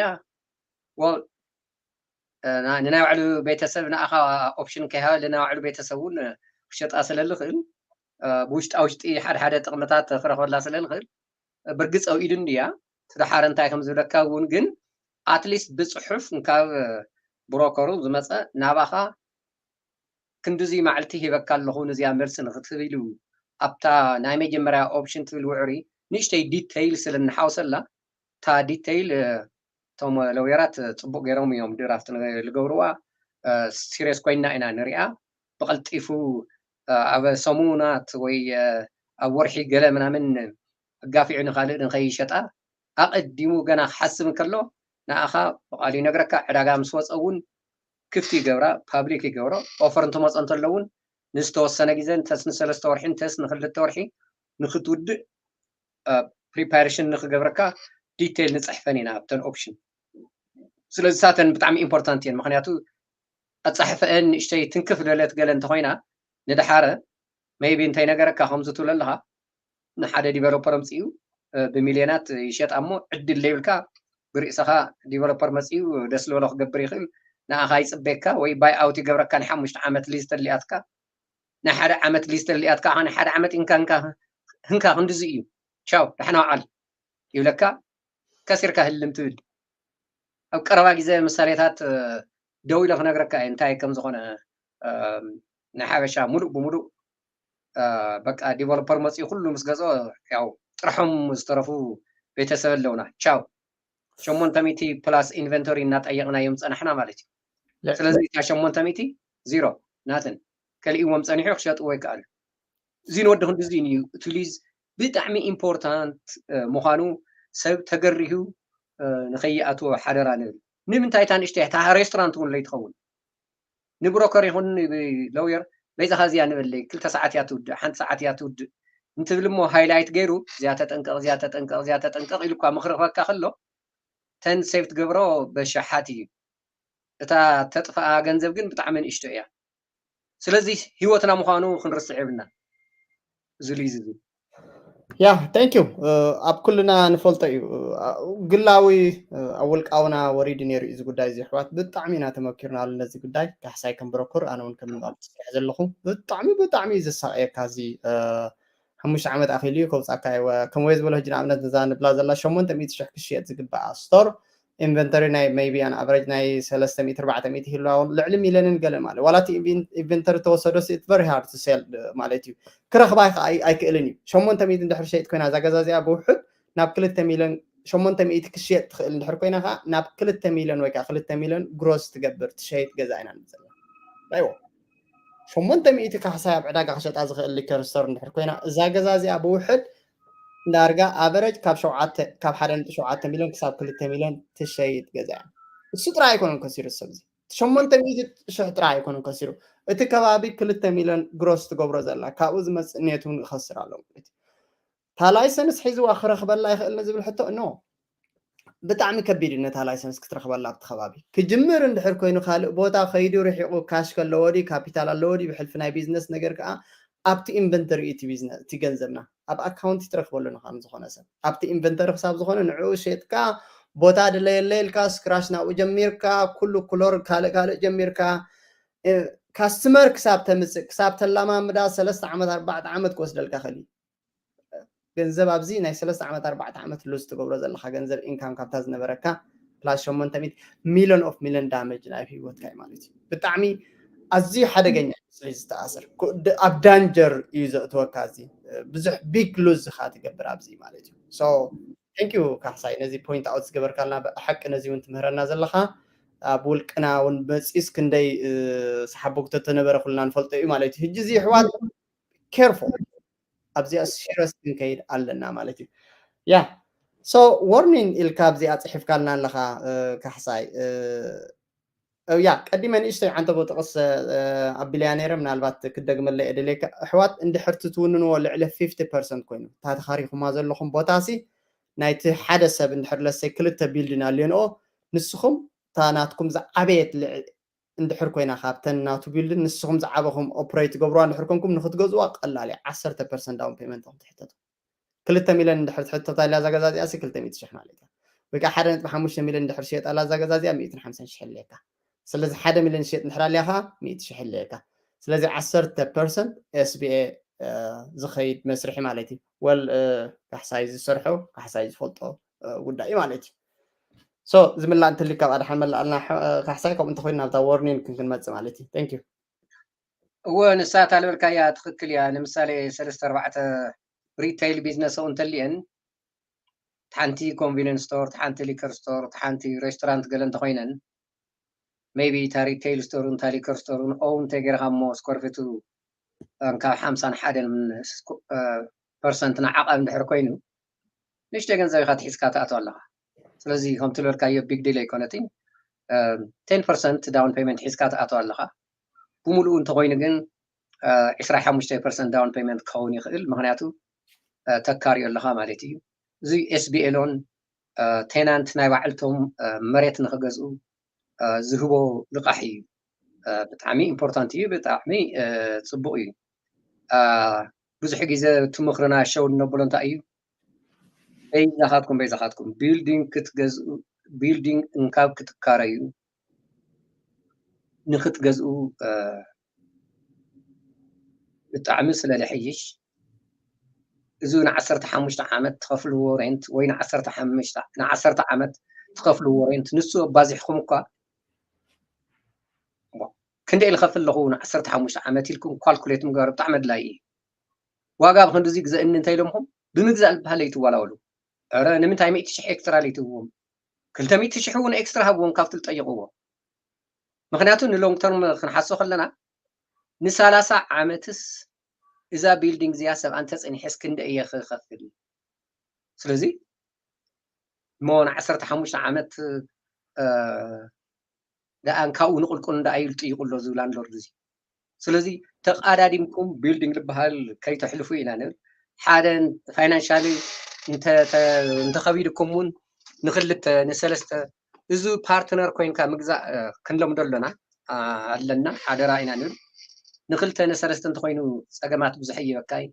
فاينانشال ون نشتي شجر انت مسكاون تتحقاق زي خاطر رادا دويخا نحورون واغا نوسق انت وسخون قال اي سالساي نوسقا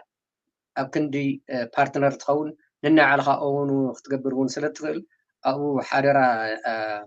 كنولينا ندلي سلازي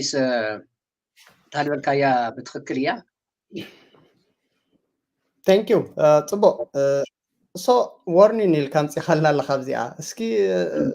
هاي مالتي انترفيو اند هاير كانت ريبريزنتاتيف ليجال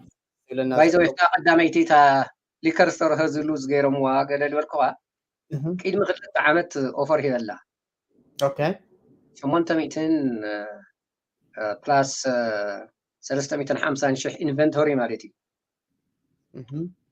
3 عامات ليز طرح يعني راتا لون ابروف غيرنا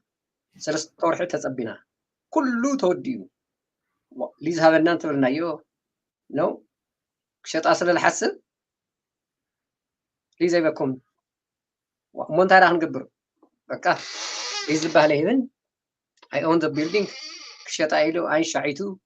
أتحزو ليز كلينا هذه مجرشة ياو طرحهم طريفهم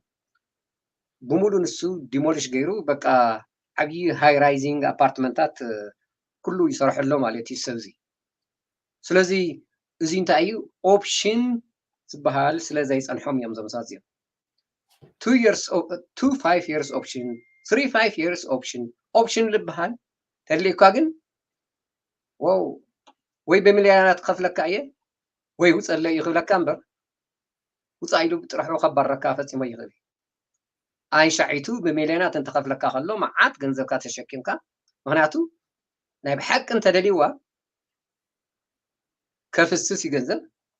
ፅቡቅ ገንዘብ ሒዝካ ትወፅለካ ኦፕሽናት ተድልይኳ እታ ኦፕሽን ናይ ቴናንቲ እያ ንላንድሎርድ ትርግፍ ኣይኮነትን ስለዚ ንዚና ኦፕሽን ንብል ኩሉ ግዜ ኦፕሽን እንድሕር ሒዝና ከባርና ይኽእሉን ስለዚ ናብቲ ዝቕፅል ሓደ ነገራት ናብ ኦፕሽን ካሕሳይ ለሰይ 5 plus 5 ኣሎ 5 years ሊዝ 5 ዓመት ሊዝ ይህልወካ ክእል ክራይ እንደገና 5 ዓመት ኦፕሽን ይህልወካ ሶ እታ ኣይ ካረኸሩ ካዶ ምናልባት ተመክሮ ይብለኝ ኣነ በኣ ካብ ተመክሮኻ ኣብታ 5 ዓመት ዝወዳእካ ነታ ኦፕሽን ከተሕድሳ ታሊዝ ማለት ክትበፅሕ ከለካ ኣብኣ ንሓደ ሰብ ኣብኣ ተኻረኺሮሞ እንታይ ብልዎ ኦፕሽን ኣለኒ ኦፕሽን ክሕድሰ እየ ከነውፃካ ኢና ኣለሞ እውኖ 5 ዓመት ኦፕሽን ኣለኒ ይብል ስለዚ ሰብ እዚ ከውፅዎ ደልዮም እንታይ ገይሮምሉ ከምዚ ኣሽሓት ስእልካ ናብ 10,000 $7,000 ድዮም ገለ በቃ ኢሎም ነቲ ሊዝን ማለት ኣብቲ ኦፕሽን ትመፁ so is there any legal way ሕጋዊ ወይ ማለት ሕጂ ኣነ ካብኣ ካብ ተማሃርኮ እንታይ እዩ ማለት እቲ ዋላ ኦፕሽን ካሲ ሊዝካ ክትፅሕፍ ከለካ እውን ኦፕሽን ድሕሪ 5 ዓመት ንክሕድሳ እውን ማርኬት ካፕ ወይ ከዓ ናይቲ ዘሎ ማርኬት ኢልካ ተዘይፅሒፍካ ሲ ኢሎም 10,000 ክብሉካ ክእሉ there is no way ከምኡ ክብሉካ ዝኽእሉ እዞም ፎሬነር landlord they are so notorious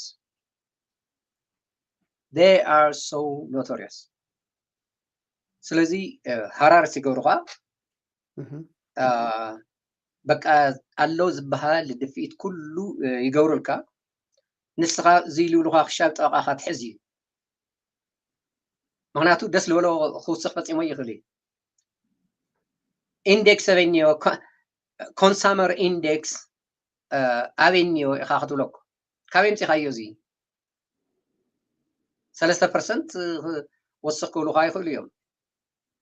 to the maximum maybe 6% እውን I don't know to area እንታይ ከም ዘለዎ ኣይፍለጥን ግን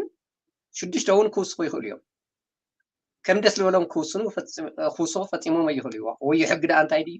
እታ ኮርትን ለውየር እንዳ ኣበይ ድዮም እኒአው ኣብኣ እኮ እያ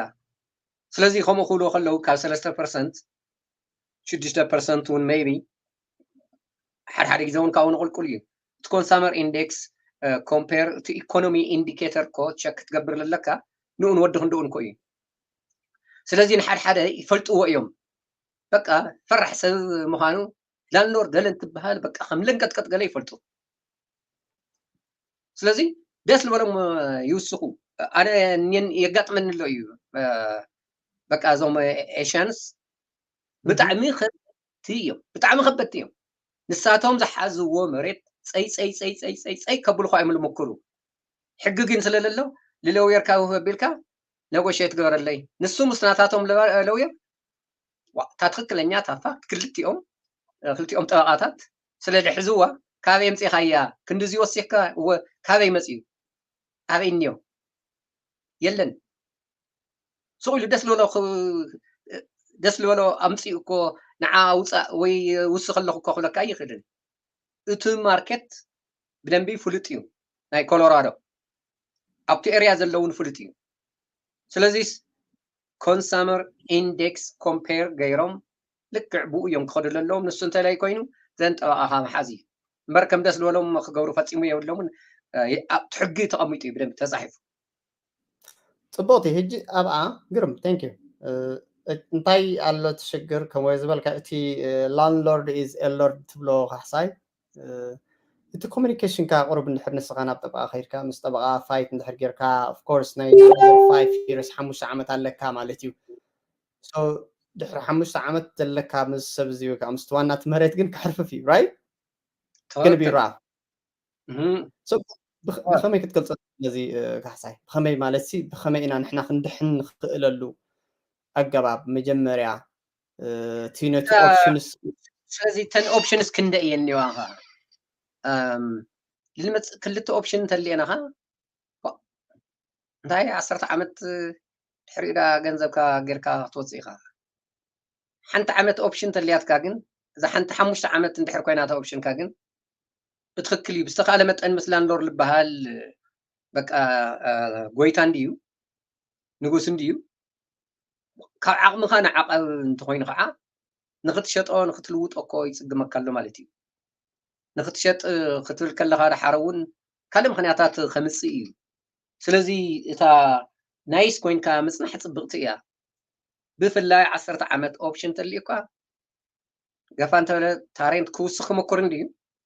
بحق متن كعا تخارخيركا تخكلنيا زخونه نايتو ماركت ريخا تطو كتبلو إيخا إذا حنت عمت أوبشن تليات إذا حنت 5 عمت انت خوينا كن نزا 5 عمت تزاقها واخد صنحيخا كاون دحار مغنياتات غيرو نود حافتو ودي خلخا خلك ايو كحساي كيدي لا you know by the way ما ازيو ليزو زود خلا معلتي اوكي نزا بيلدينج كامسيه زي بومودو مبراتي حدش كبرقرق ايه بينت خمزي غورو ايه هاردوود فلور زي كسر حلكا ايه واين سيلرز امسيو زي 450 شح انفست غبرلكا ايه نايزو غزاخا ايكويتي لعلي كوصي سلازي ليز كويت ويلا قحساي كيدي لا شغور كبللكا ايه سلازي ناخا كتاي بركالو مالتي مخنياتو اوبشن يلكا أمسا بيلو بقى بيلدينج بتخكل هاندل جركاين بتخكل هانت كالين كاستمر نبر كحسن حا شوبينج سنتر كشهزي تداقيمو يو كاستمراي طفي يوم إلو مخنيات مون أريولن بقى أوصل راح يقول لك كان خير سلزي تعتبر لها تخكليها بخلتيو مداي نشتري تشجرن ديا تايم واحد قبل حار إذا أمارات يبل كان دسل ولهم وسيخون كبار رخاص للدليو بفلاي نسون تخون تلو هذه probably فلت أيزا تلازل لها إذا اللور زي أبتا بيلدينج أونر نيرو نتالي كرستور شيء تقولو نزوسد حادث فلتو بتسمنيو شيء تقولو أنت بكر 10 عمت أسانيحو هذا أوبشن اللاتو نزا أوبشن نكاب شو عتنا ورانا 10 حادث شيء خوص أي مكر له አይደለን እንተይሉ ባዕሉ ተመሊሱ ከዓ አውን ገብራዮም ጽዩ ከዓ ንኻልክ ሸጣይ እዚኦም ሆሪብል ኖቶሪየስ ዝኾኑ ላንድሎርድ እዮም ሓደ ግዜ ዞም ጻዕዱ ብጣዕሚና ነመስግኖም ንምንታይ ዙ ውሽጢ ኮምታት ተሰራርሓ ገነደ የብሎምን ጾላ ንጽህና ለሓዘት ሄይ I want to be fair with you يملو لها بقى it's unfair ناخا 3000 كوسخلكا سلازي بخند زي قصل يم زلوخا حدا ግዜ ዞም ዓበይቲ ጻዓዱ ላንዶራት እዞም ኣናእሽተይ ሒዞም ዘለዉ ኤሽያውያን ገለግን ክንደይ ጸገማት ኢና ንረክብ ኣለና ንዙ ንወድኹን ድዙ ኢና ኦፕሽናት ወስኹ እናበልና ንቃለስ ኣለና ثانك يو يا نو ጥቡቕቲ ስቃይ ኣብ ኣሕዋት እዚ ስቃይ እዚ ብጣዕሚ ኣብዞም ስሞል ቢዝነስ ራን ንገብር ሰባት ኣብ ሓበሻ ብጣዕሚ ዓብይ ስቃይ ዘለና እዚ ኩልና ገሊኡ ሓደ ኣይተም እዚ ኣይትሸጥ እንትባኮ ብለኻ ገሊኡ እዚ ኣይትሸጠን ኢኻ ገሊኡ እዚ ኤክስክሉድድ እዩ ካብቲ ናትካ ብለኻ ብጣዕሚ ሽግር ኢና ንረክብ ብዙሕ ካብ መጻካ ብዙሕ ካ ትርኢ ብዙሕ ኣብ ሂወትና ከዓ ዝዓልብ ዘሎ እዩ so the only solution ነዚ ክንፈትሓነ ዝኽእል I think so to community ሓቢሩ በቃ ነቲ ቢልድን ባዕሉ ራን ዝገብረሉ ሜላታት እንድሕር ተፈጢሩ እውን ባዕሉ ከም ክሕዞ ከም ዘሎ ከም ዝበልካ ሓሳይ ማለት እዩ no thank you you feel it በቃ ይስማዓካ እዩ ብጣዕሚ ስለ ዝስማዓና እዚ anyway መግለፂ ይብሉን ማለት እዩ so ንቐፅል ካሕሳይ warning ኢልካና ኣለኻ ስለዚ እሞ እንታይ ኢና ንግበር ደኣ እዚ ቢዝነስ ክንደይ ጸገማት እንየው ውሽጡ ክንደይ ሽግራት እንየው ሚልዮናት ገንዘብ ተለቂሕኻ ይጠፍእ ኣሎ 1.5 ሚሊዮን ፕላስ ኢንቨንቶሪ ልሸጥክዎ ኣንደር ኮንትራት ለእተኽዎ 6 ወርሒ ፀኒሕኒዮ ዲዛይን ትራንስፈር ይንገብረልኩም እዙይ ከዓ ኮ ቀሊል እዩ ትራንስፈር ኮ እዩ ኦልሬዲ ኮ 7 ፕላስ 2 5 10 ዓመት 17 ዓመት ኮ ሊዝኒና ንቱ ትራንስፈር ኮ እዮም በቃ ዝኸልኡና ኣለዉ 5.2 ሚልዮን ዝሓዘ ካስተመር ክልተ ሊከር ስቶር ኦውን ዝገበረ 4 ቢዝነስ ኦልሬዲ ዘለዎ ክሬዲቱ ፋይኮ ስኮሩ 8 over 800 ፋይኮ ስኮር ዘለዎ ምንም ዓይነት ምክንያት ዘይብሉ ናይ 6 ወርሒ ጋራንተር ባዕሉ ቱ ሴለር ባዕለይ ክገብረልካ እየ ጋራንተር 6 አይ ሚን 6 ን5 ዓመት ይኹን 3 ዓመት ይኹን ተለይ ከፊልካ ጋራንተር ባዕለይ ክገብር እየ ኢልዎ ሴለር ንሱ እና 6 ወርሒ እውን ከቕምጥ እየ እናበለ ሊዝ ትራንስፈር ግበረሉ አይ ተበታቲኑ ቱ አሶቱስ ተበታቲኑ ምንም ሰንስ ፈፂሞ እዩ ስለዚ ትልምን ህዚ ናብ ምን ንኸይድ ማለት እዩ ከም ታፍታ ዋርኒንግ ተቐሚጣ ዘላ ቴናንት ሪፕሬዘንታቲቭ ሎየር ትሕዝ ማለት እዩ ካልእ ምንም ዓይነት ቾይስ የብልካን ኣማራፅስ የለን ኩሉ ኢኻ ወዲእኻዮ ፀንቂቕካዮ ባንኪ ብምሉእ በቃ ኣፕሩቭ ተገይሩ እዚ ብምሉእ ኢአይኤን ናምበር ይኹን ሴልስ ታክስ ኩሉ ስቴት ናይ ፌደራል ኩሉ ተወዲኡ ሎየር ኩሉ ዘጋጃ ንላይሰንስ ትራንስፈር ኦፍ ሊዝ ኦልሬዲ ኮ ሊዝ እኒወሰብ ትራንስፈር ኦፍ ሊዝ እውን ይኸልኡና ኣለዉ ዞም ላንዶር ፅቡቕ ነገሩ ብደንቢ ተፃሒፉ ቱ ሊዝ ካልእ ተሪፉስ ሊዝ እንተተጠይቐ ኣብ ለዛን 30 days ኣፕሩቭ ንኸትገብሩኒ ልብል እውን ኣፅሒፉሉ እዩ ትሰብ ቱ ሸያጢ ግን ንእሽተይ ክስታይ እንዲያለላቶም ኣሃ እዙይ ፅቡቕ ሊዝ ዝሃብናካስ ለካ ንኽትሸጦ ፕላን ጌርካ ኢኻ ስለዚ ኢንፋክት ቱ ሊዝና ኢኻ ትሸጦ ኣለኻ ዝብል ኣተሓሳስባ እንዲዮም ሪኦም ስለዚ እንታይ ኢና ክነስተውዕል ዘለና ውዚ ትኽክል እሞ እቲ ቢዝነስና ክንሸጦ ክንልውጦ እንተኮይንና እንታይ ክንሕዝ ኣለና ብጣዕሚ ፅቡቕ ዝኾነ ሊዝ ኣቐዲሙ ፅቡቕ ዝኾነ ሊዝ ሒዙ ትሕዝ መሰበረ ሽጥ ኣይሉኒ ንሳቶም ትማሊ ጠይቅካስ ሎሚ ትሸጥ ኣለኻ እምበኣር እንገብሮ ነገር ንፈልጥ ዲለይ ይገብሩ ድሕሪ ዝተወሰነ ግዜ ግን ዲለይ እናገብሩ ክፀንሑ ይኽእሉን ስለዚ ጠበቓ ሃየር ትገብር እዚ ጠበቓ እዚ ቴናንት ሪፕሬዘንታቲቭ ዝበሃል ብፍላይ ስፔሻሊስት ብኡ ዝኾነ ጠበቓ ወይ ብሮከር ትሕዝ ማለት እዩ ዘን ክትዕኻ ትቕፅል ንኡ ኢና ኣብቱ መጠንቀቕያ ኢለ ፅሒፈዮ ዘለኹ ስለዚ ቅድሚ ኩሉ ሊዝ ቅድሚ ምፍራምና እንታይ ክንጠንቀቕ ኣለና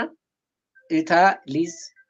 ቴናንት ሪፕሬዘንታቲቭ ንቴናንት ንኸማና ዝመሰለ ጥራሕ ዝሰርሕ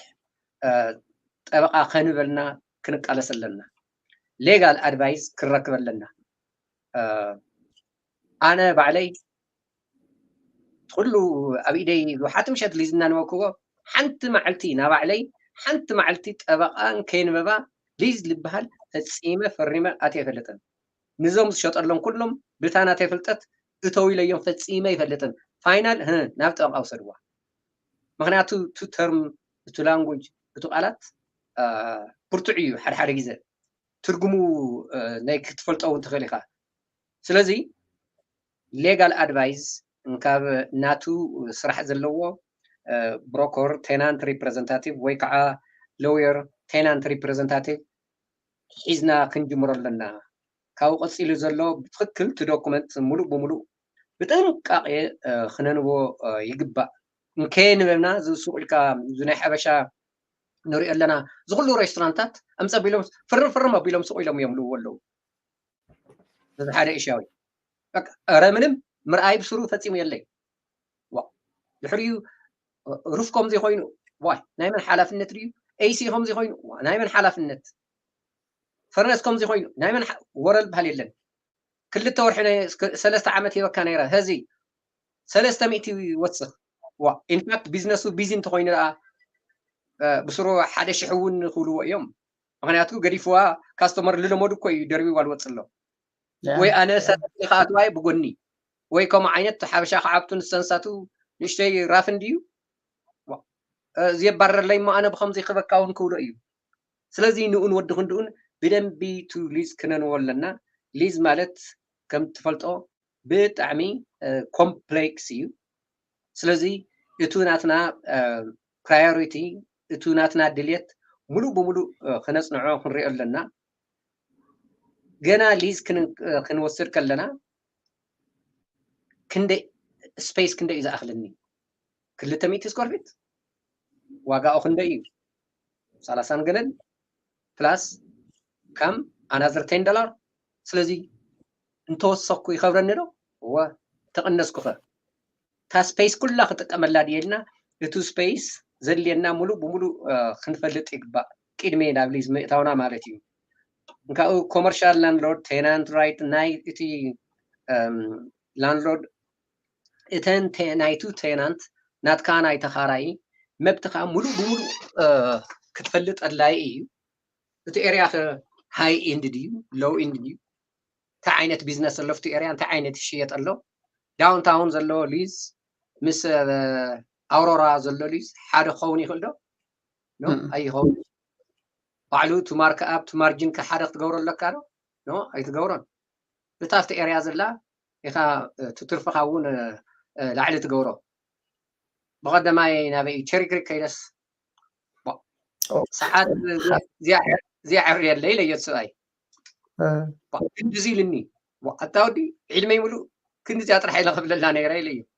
أو شركة كوي خاني خا تقلد دي خالها بتعمي خا تقلد الله خايلني تخكل شركة خاني هو تيفتحو خفي لوتسي كسا كنت زيل أكل يلزان إشتي نقرونكو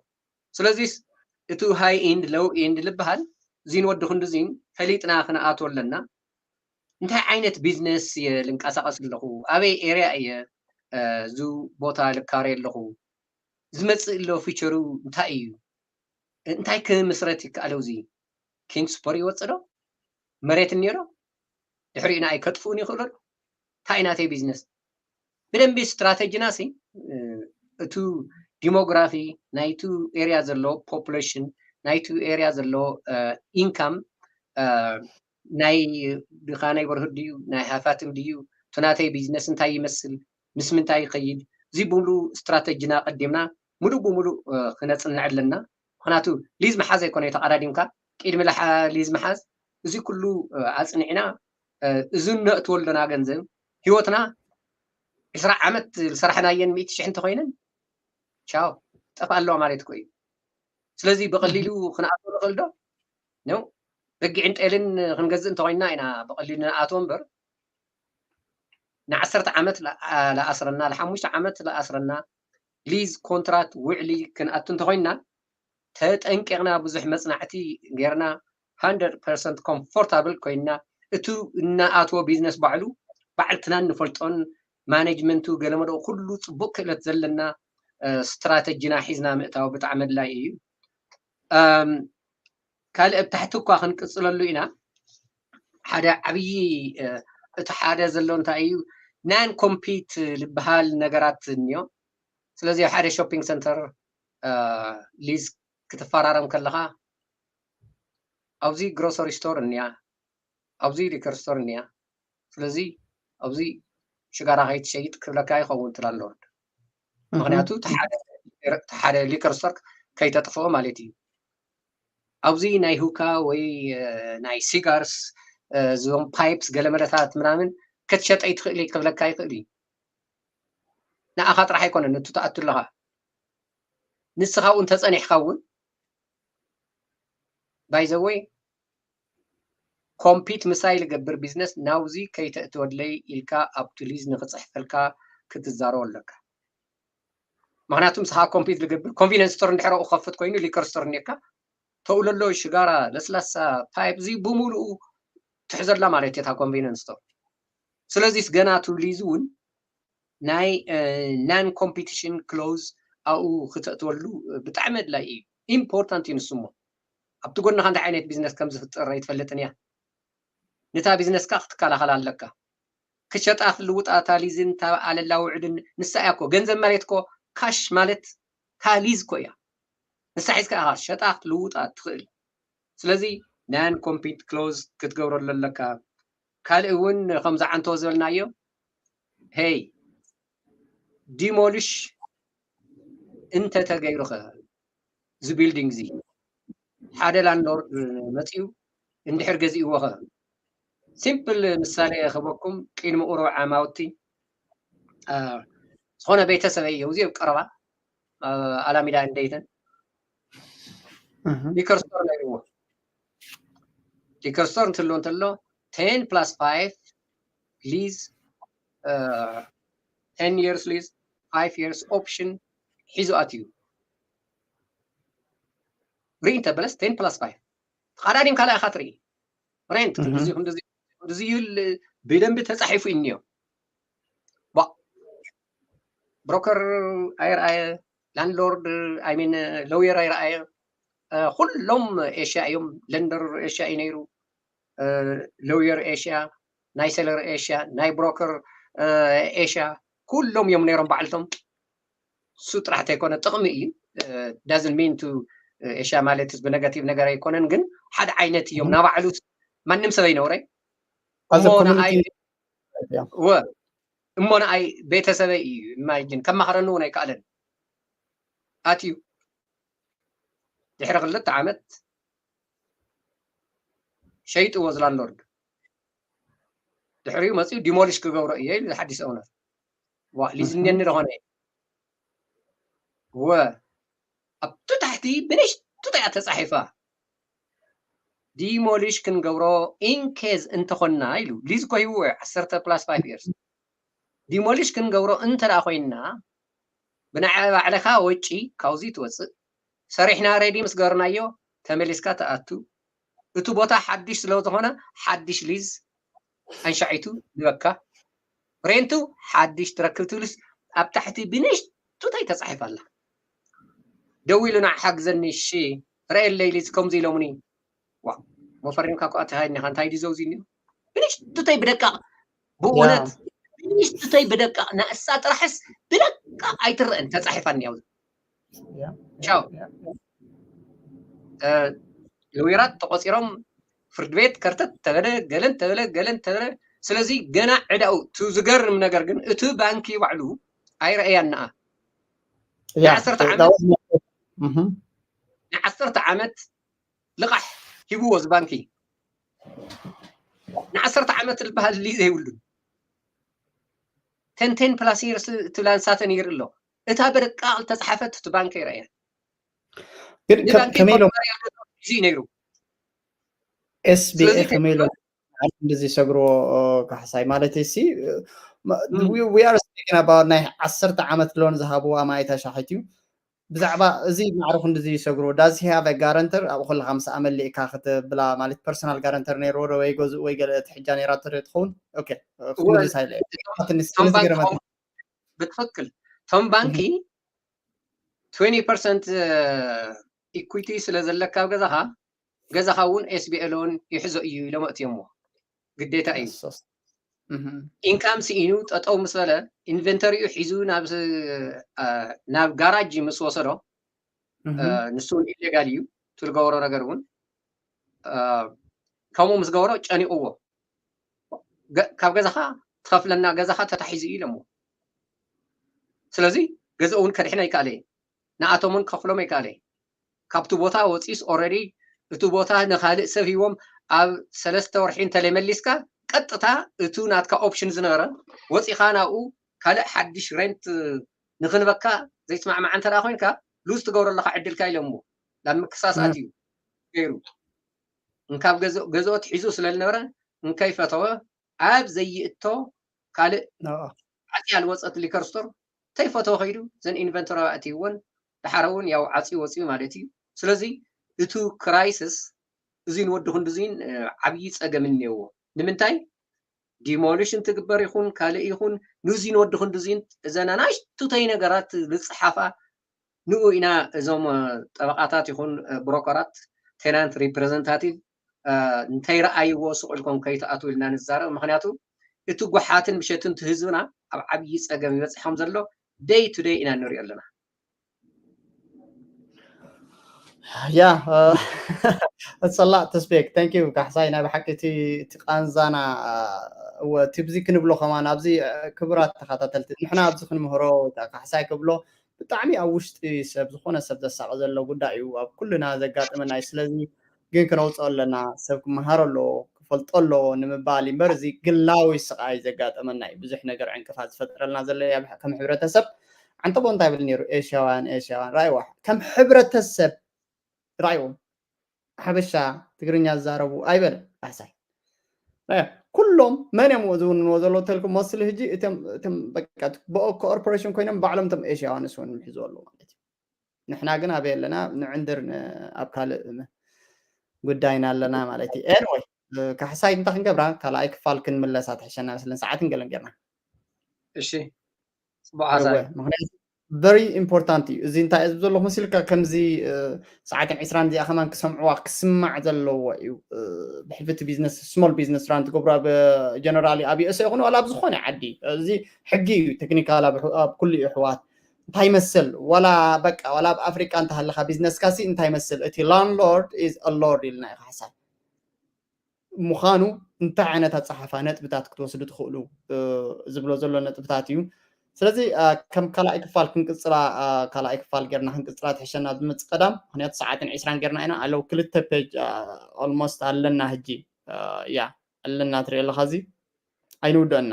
ነዚ ክንውድኦ እንድሕር ኮይና ኩሉ ናይ ተመክሮታት ምምላእ ኣሎ ስለዚ ኣብዚኣ ጠጠው ክንብል ኣለና መስለኒ ኣይድያ ናትካ ክሰምዕ ምናልባት ካሳይ ምናልባት ወዲቲ እሺ ፅቡቅ ሓሳብ እዩ መምረ ሞር ሓደ ሓደ ጥያቄታት እውን ልመፅእ ኣሎ ሰሙናት ሒዞም ንክመፁ እወ ሓደ ሓደ ሽግራት እውን ልምዲ ዘለዎ ይኹን ገለ ይኹን እውን ጥያቄ ዘለዎ ኩሉ ሒዞም ምእንቲ ክመፁስ ኣስፋሕ ኣቢልና ንዝቐፀለ እንተገበርናዮ ዝበለፀ እዩ ክቡራት ተኸታተልቲ ናይ ሓበሻ ኤዱኬሽን ይቐኒልና ዚሄር ሃበልና ፎሎው ንክትገብሩልና እሞ ንሕና እውን ሞር ንኣኻትኩም ንክንምህር እንተፅናዕና እንተንበብና ሓገዝ እውን ስለዝኾነ ካባኻትኩም ኮመንት ዝመፅእ ሓደ ሓደ ነገራት እውን ንኣና ትምህርቲ ስለዝኾነ ምክትታልን ጥያቄ ዘድሊ ነገራት ገለ እንተልዩ ምድዋልን ብኡ ኮመንት ምፅሓፍን እንተሓገዝኩምና ይቐኒልና ዜር ሃበለይ see you next week thank you كحساي I'll see you next week أحوات كلا إكفال جرنا next week أنا مزعنا جن كم تهجز الوازل كحساي حتى لكم تمكرناتكم زي تاتونا قات منا كل شيء عن طريق حسب ملواتي بحبار نمهار كسب زخنة بحبار نمهاري